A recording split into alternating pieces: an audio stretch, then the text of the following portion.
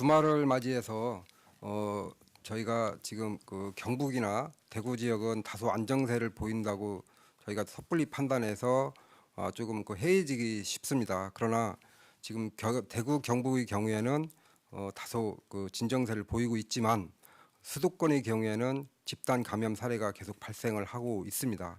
그렇기 때문에 아직은 저희가 긴장의 끈을 놓을 때가 아니다 이렇게 생각을 하고 있고요.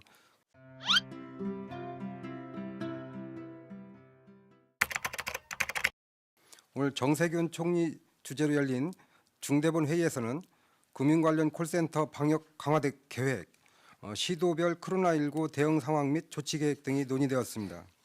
정세균 총리는 국민 모두가 코로나19의 대응에 동참하면서 모인 약 1,600억 원의 국민 성금이 필요한 곳에 신속하게 전달될 수 있도록 당부하고 불편을 감수하고 성숙한 시민의식을 발휘해 주신 국민들께 감사를 표명하셨습니다. 이와 함께 대구 경북의 상황이 다소 잦아들었지만 집단 감염이 중요한 위험 요소로 부각되고 있으며 해외로부터의 감염병 유입도 막아야 하는 상황이어서 효과적인 방역 대체 방안을 마련해 실천해야 한다고 강조하셨습니다. 감염병 특별관리 지역인 대구 경북 지역 방역 조치 상황에 대해서 설명드리겠습니다. 감염병 특별관리 지역인 대구 경북의 경우 신규 환자는 대구 62명, 경북 6명입니다.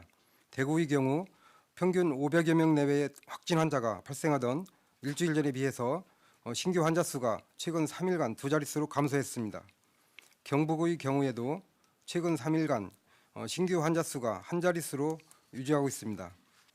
병원에 입원이 필요하지 않은 경증 환자분들이 생활치료센터에 입소하여 생활하게 되면서 일주일 전 약 2,000명대였던 대구 지역 자택 대기 환자 수가 지금은 약 400명대로 감소하였습니다. 병원에 입원해 있던 경증 환자 90여 명이 생활치료센터로 입소하면서 입원이 필요한 중등도 이상의 환자들을 병원에서 치료할 수 있도록 하는 계기가 되었습니다. 이는 대구 시민들의 협조와 배려, 의료 관계자들의 노력, 자원봉사자분들의 헌신의 결과이며 방역 당국으로서 깊은 감사의 말씀을 드립니다. 서울 구로 지역 콜센터 방역 조치 상황과 은행과 보험사 등 금융권 콜센터 방역 강화 계획에 대해서 설명드리겠습니다. 방역 당국은 수도권의 추가적인 지역 전파를 막기 위해 서울, 인천, 경기 등 광역지자체와 정보 공유와 협력 체계를 유지하고 있습니다. 서울, 인천, 경기 지역에 어제까지 국공립병원을 중심으로 약 1,200여 개의 감염병 병상을 확보하였으며 각 지자체는 생활치료센터도 개소를 준비 중으로 다음 주 초부터 센터를 운영할 수 있을 것으로 예상하고 있습니다. 정부는 코로나19 예방을 위한 사업장 집중관리 지침을 마련하여 시행 중에 있습니다. 오늘 회의에서는 콜센터의 규모가 큰 금융권 콜센터에 대한 점검이 이루어졌습니다. 금융당국은 상담원 3교대 근무, 재택근무 등을 적극 활용하여 사업장 내 밀집도를 기존 대비 절반 이하로 낮출 것을 권고하는 것과 함께 교대 근무 등으로 직원들이 불이익을 받지 않도록 고용 유지 및 소득 안정을 위해 최대한 노력해 줄 것을 요청하였습니다. 금융당국의 지침에 따라 각 지자체는 지침이 이행될 수 있도록 현장 점검을 진행할 계획입니다. 금융당국은 방역대책 이행 과정에서 상담 대기 시간 증가 등으로 인해 국민 불편이 발생할 수 있으므로 시급하지 않은 상담이나 민원 전화는 최대한 자제해 주실 것을 당부하였습니다. 세종정부청사 방역조치 상황에 대해서 설명드리겠습니다. 정부청사 관리본부는 코로나19의 청사 내 유입과 확산을 막기 위해 열 화상 카메라를 확대 설치하여 운영하고 있으며 부처 간 이동을 최소화하여 부처 간 확산을 방지하기 위해 동별 연결 통로와 옥상 정원 출입을 통제하고 있습니다. 또한 건물 전체에 대한 방역을 주 3회 실시하고 3월 13일 신속한 검사를 위해서 승차 검진 형태의 선별 진료소를 설치하여 운영하고 있습니다. 인사혁신처는 코로나19 확산 차단을 위한 공무원 유연근무 이행 지침을 대폭 강화하여 시행하였습니다. 이는 각 부처별로 적정 비율을 정해서 의무적으로 교대 원격 근무를 시행하도록 하는 내용입니다. 아울러 시차 출퇴근제 활용, 점심시간 시차 운용 등 대인 접촉을 최소화하도록 하는 복무 지침을 마련하였습니다. 정부는 세종시와 협의하여 코로나19에 대한 정부 청사 방역 조치를 한층 강화해 나가면서 중앙행정 기능과 대국민 서비스에 차질이 없도록 조치해 나가겠습니다. 정부는 코로나19로 인해 어려움을 겪거나 긴급하게 돌봄이 필요한 경우 도움을 드리고자 생활 지원과 긴급 돌봄을 제공하고 있습니다. 코로나19로 인해 가구원이 격리된 경우 지원하는 생활지원비는 읍면동 주민센터에서 신청할 수 있으며 격리된 근로자에게 유급휴가를 제공한 사업주를 지원하기 위한 유급휴가비는 국민연금공단 전국지사에서 신청을 받고 있습니다.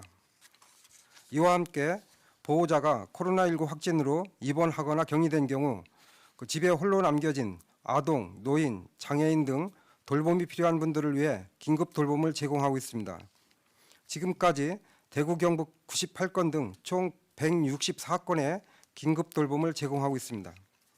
특히 대구시 사회서비스원에서는 코로나19로 인한 돌봄 공백을 촘촘히 메우기 위해 별도의 긴급 돌봄 서비스 지원단을 구축하였고 전국 각지에서 달려와 주신 요양보호사, 장애인 활동 지원사 등 돌봄 봉사자분들이 기존의 시설 종사자의 확진 등으로 서비스가 중단된 요양시설, 병원, 돌봄 필요 가정 등에서 긴급 돌봄을 제공하고 계십니다.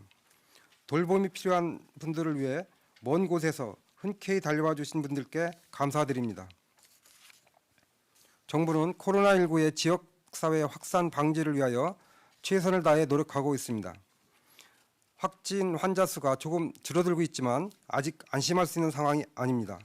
오히려 전국 콜센터와 의료기관, 요양원 등에서 산발적으로 발생하고 있는 집단 감염이 전국적 유행으로 확산되지 않도록 하면서 해외로부터의 유입도 막아야 하는 엄중한 시기입니다.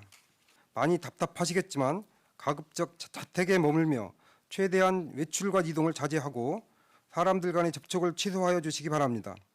특히 밀폐된 장소에서 많은 사람들이 모이는 약속은 피해 주시기를 부탁드립니다. 특별재난지역으로 선포하는 부분은 저희가 감염병의 경우에는 이제 처음이다 보니까 이번에 저희가 이제 그 기준을 정하고 그 기준에 맞춰서 저희 감염병 예방법에 의해서 지원할 수 있는 사항들은 저희가 지원을 하겠고 그 외에 이제 그 재난 관련된 법에서 추가적으로 지원할 수 있는 부분들을 고민을 이제 하고 있는 중입니다. 지금 대구 경북 지역에 지금 절차를 현재 진행 중에 있습니다. 진행 중에 있고 그런 내용들은 조만간 이제 저희가 발표를 해드릴 건데요. 기본적으로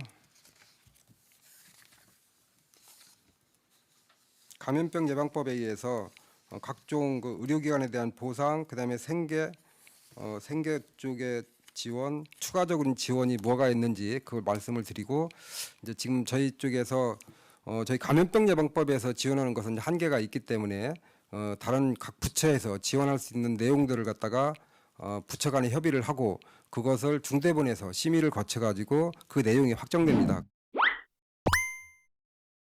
요양원과 요양병원 종사자는 3월 10일 날 1363명을 각 지자체에 보내서 이분들에 대해서 검진을 하도록 그렇게 요청을 했습니다. 지금 현재 어제부로 71%를 검진을 했고 이 나머지도 신속하게 이루어질 것으로 보입니다. 그리고 지금까지 71% 검사 중에는 아직 양성 확진자는 아직 없다는 말씀을 드리고 그다음에 2차 명단은 어제 3월 13일 날 병원하고 어린이집, 유치원, 사회복지 생활시설 신도 종사자 3,162명 그러니까 검진을 받지 않은 3,162명 명단을 지자체에 내려보냈습니다. 그래서 이분들도 신속히 검사를 받아서 감염 여부를 확인하는 그런 절차가 진행 중에 있습니다.